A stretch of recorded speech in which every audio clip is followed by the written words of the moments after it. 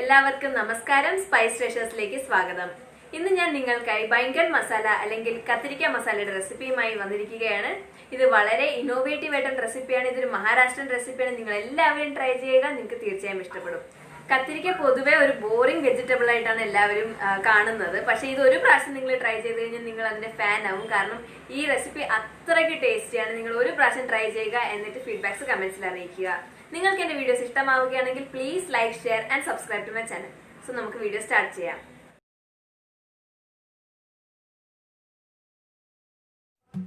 ആദ്യം തന്നെ ഞാനിവിടെ ഒരു 5 ചെറിയ കത്തിരിക്കയാണ് എടുത്തിരിക്കുന്നത്.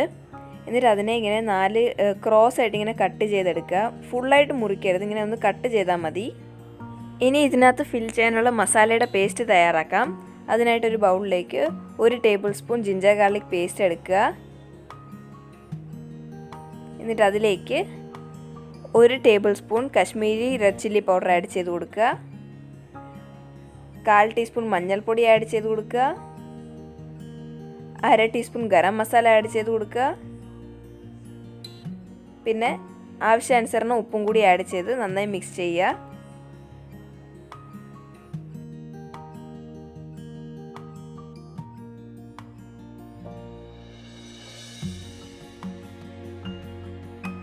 ഇനി ഈ മസാലയിലേക്ക് 1 ടേബിൾ സ്പൂൺ വെള്ളവും കൂടി ഒന്ന് ആഡ് ചെയ്ത് കൊടുക്കാം. എന്നിട്ടിത് നല്ലൊരു പേസ്റ്റാക്കി നമുക്ക് എടുക്കാം.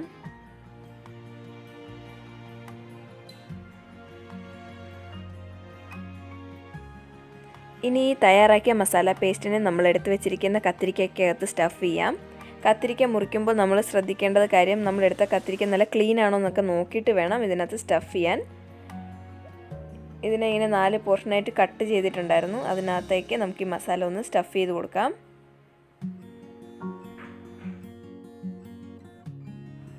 നോക്കൂ, ഞാനിവിടെ ആദ്യത്തെ കത്തിരിക്ക നല്ലോണം മസാല കൊണ്ട് ഫില്ല് ചെയ്തെടുത്തിട്ടുണ്ട്. ഇതുപോലെ തന്നെ ബാക്കിയുള്ള കത്തിരിക്കയും കൂടി നന്നായി സ്റ്റഫ് ചെയ്തെടുക്കേണ്ടതാണ്. ഇങ്ങനെ ചെയ്യുമ്പോൾ നമ്മളുടെ ഈ മസാല എല്ലാം കറി ഉണ്ടാക്കി കഴിയുമ്പോൾ കത്തിരിക്കയിലേക്ക് പെനിട്രേറ്റ് ആവും. അപ്പോൾ നല്ലൊരു ഫ്ലേവർ കിട്ടും. പിന്നെ ഒരുപാട് പേർക്ക് കത്തിരിക്ക ഒരു ബോറിംഗ് വെജിറ്റബിളായിട്ട് തോന്നുന്നവരുണ്ട്, ഒരുപാട് പേർക്ക് ഇഷ്ടമില്ലാത്തവരും ഉണ്ട്. പക്ഷേ ഇത് ഒരു പ്രാവശ്യം നിങ്ങൾ ഈ കറി കഴിച്ചു കഴിഞ്ഞാൽ നിങ്ങൾ ഇതിൻ്റെ ഫാനാകും. കാരണം ഇതിൻ്റെ ടേസ്റ്റ് വേറെ ലെവലാണ്. അത്രയും നല്ലൊരു പ്രത്യേകതയുള്ളൊരു കറിയാണ്. നിങ്ങളെല്ലാവരും ട്രൈ ചെയ്യുക. പിന്നെ കത്തിരിക്ക ഇഷ്ടമുള്ളവരുടെ കാര്യം പിന്നെ പറയേണ്ട ആവശ്യമേ ഇല്ല. കാരണം ഇത് ഉറപ്പായും ഇഷ്ടപ്പെടും. നിങ്ങളെല്ലാവരും ഒന്ന് ട്രൈ ചെയ്തിട്ട് ഫീഡ്ബാക്സ് കമൻസിൽ അറിയിക്കാൻ മറക്കരുതേ. അപ്പം നമ്മുടെ കത്തിരിക്ക എല്ലാം ഇതുപോലെ നന്നായി ഫില്ല് ചെയ്തെടുക്കുക. എന്നിട്ട് ഗ്രേവി എങ്ങനെയാണ് തയ്യാറാക്കുന്നതെന്ന് നോക്കാം. ഗ്രേവി തയ്യാറാക്കാനായി ഞാനിവിടെ എടുത്തിരിക്കുന്നത് 2 മീഡിയം സൈസ് സവാളയുടെ പേസ്റ്റും 1 വലിയ തക്കാളിയുടെ പേസ്റ്റും 3 ടേബിൾ സ്പൂണ് റോസ്റ്റ് ചെയ്ത പീനട്ട്സും പിന്നെ ഫില്ല് ചെയ്ത് വെച്ചിരുന്ന നമ്മുടെ കത്തിരിക്കയുമാണ്. ഈ എടുത്ത് വെച്ചിരിക്കുന്ന റോസ്റ്റഡ് പീനട്ട്സ് അല്ലെങ്കിൽ കപ്പലണ്ടിയെ നമുക്ക് നന്നായിട്ടൊന്ന് പൊടിച്ചെടുക്കാനുള്ളതാണ്. ഇനി നമ്മൾ എടുത്ത് വെച്ചിരിക്കുന്ന കത്തിരിക്ക ഒന്ന് ഷാലോ ഫ്രൈ ചെയ്തെടുക്കാം. അതിനായിട്ടൊരു കടായിൽ ഓയിൽ എടുക്കുക. ഓയിൽ ചൂടായതിന് ശേഷം അതിലേക്ക് നമ്മൾ ഫില്ല് ചെയ്ത് വെച്ചിരുന്ന കത്തിരിക്ക ആഡ് ചെയ്തിട്ട് ഒന്ന് ഷാലോ ഫ്രൈ ചെയ്തെടുക്കുക.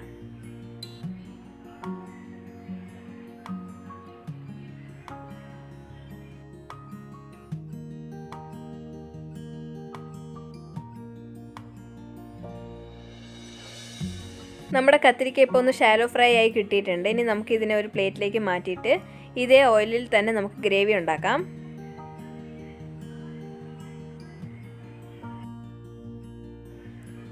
ഗ്രേവി ഉണ്ടാക്കാനായി നെക്സ്റ്റ് ഈ ഓയിലിലേക്ക് 1 table spoon ginger garlic paste add ചെയ്ത് കൊടുക്കുക. ഇത് നന്നായിട്ടൊന്ന് സോട്ട് ചെയ്ത് കൊടുക്കുക. ഇനി ഇതിലേക്ക് 1 ടീസ്പൂൺ മുളക് പൊടി, 1/2 ടീസ്പൂൺ മഞ്ഞൾപ്പൊടി, 1 ടീസ്പൂൺ മല്ലിപ്പൊടിയും കൂടി ആഡ് ചെയ്തിട്ട് നന്നായി മിക്സ് ചെയ്യുക. പൊടികളൊന്നും കരിഞ്ഞു പോകാതെ ശ്രദ്ധിക്കുക. ഇത് നന്നായിട്ടൊന്ന് മിക്സ് ചെയ്തതിന് ശേഷം ഇതിലേക്ക് നമ്മൾ എടുത്ത് വെച്ചിരുന്ന സവാളയുടെ പേസ്റ്റും കൂടി ഒന്ന് ആഡ് ചെയ്യുക. എന്നിട്ട് ഇത് നന്നായി മിക്സ് ചെയ്ത് കൊടുക്കുക. സവാളയുടെ പച്ചമണം മാറുന്നത് വരെ ഇത് നന്നായി വഴറ്റി കൊടുക്കണം. ഇനി ഇതിലേക്ക് കുറച്ച് ഉപ്പും കൂടി ആഡ് ചെയ്ത് കൊടുക്കുക. എന്നിട്ട് നന്നായി മിക്സ് ചെയ്യാം.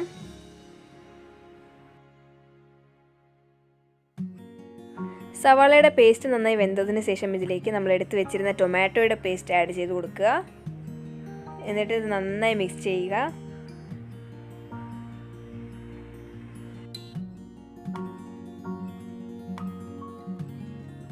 സവാളയുടെയും തക്കാളിയുടെയും എല്ലാം ഒരു പച്ച ടേസ്റ്റ് മണവും പോകുന്നത് വരെ ഇത് നന്നായിട്ട് നമുക്കൊന്ന് തിളപ്പിച്ചെടുക്കേണ്ടതാണ്. നന്നായി മിക്സ് ചെയ്ത് കൊടുക്കുക. എന്നിട്ട് ഇതിൻ്റെ കളർ ഒന്ന് ഡാർക്ക് ആവുന്നത് വരെ ഇത് നന്നായി നമുക്ക് വേവിക്കേണ്ടതാണ്.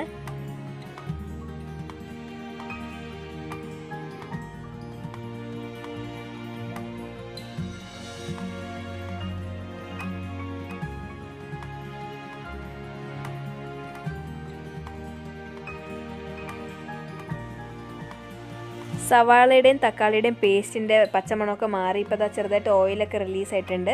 ഇനി ഇതിലേക്ക് നമ്മൾ പൊടിച്ച് വെച്ചിരുന്ന പീനട്ട്സും കൂടി ആഡ് ചെയ്ത് കൊടുക്കുക. എന്നിട്ട് നന്നായി മിക്സ് ചെയ്യുക.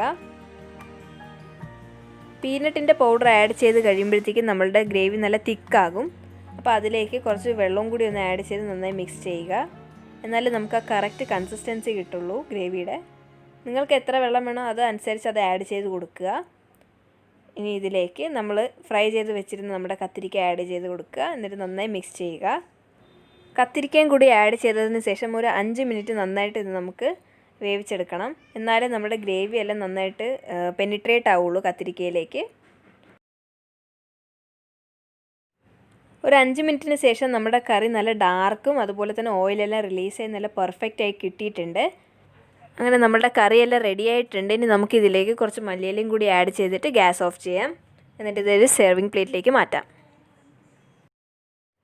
അങ്ങനെ ഫൈനലി നമ്മളുടെ ബെങ്കൻ മസാല അല്ലെങ്കിൽ കത്തിരിക്കയുടെ മസാലക്കറി റെഡിയായി കഴിഞ്ഞിട്ടുണ്ട്. ഇത് വളരെ ഇന്നോവേറ്റീവ് ആയിട്ടുള്ളൊരു കറിയാണ്. നിങ്ങളെല്ലാവരും ട്രൈ ചെയ്യുക. നിങ്ങൾക്ക് തീർച്ചയായും ഇഷ്ടപ്പെടും. പിന്നെ നിങ്ങൾക്ക് എൻ്റെ ഈ വീഡിയോ ഇഷ്ടമായെങ്കിൽ പ്ലീസ് ലൈക്ക് ആൻഡ് ഷെയർ. പിന്നെ ആരെങ്കിലും എൻ്റെ ചാനൽ ഇതുവരെ സബ്സ്ക്രൈബ് ചെയ്തിട്ടില്ലെങ്കിൽ please subscribe and support me. Thank you so much for watching my video.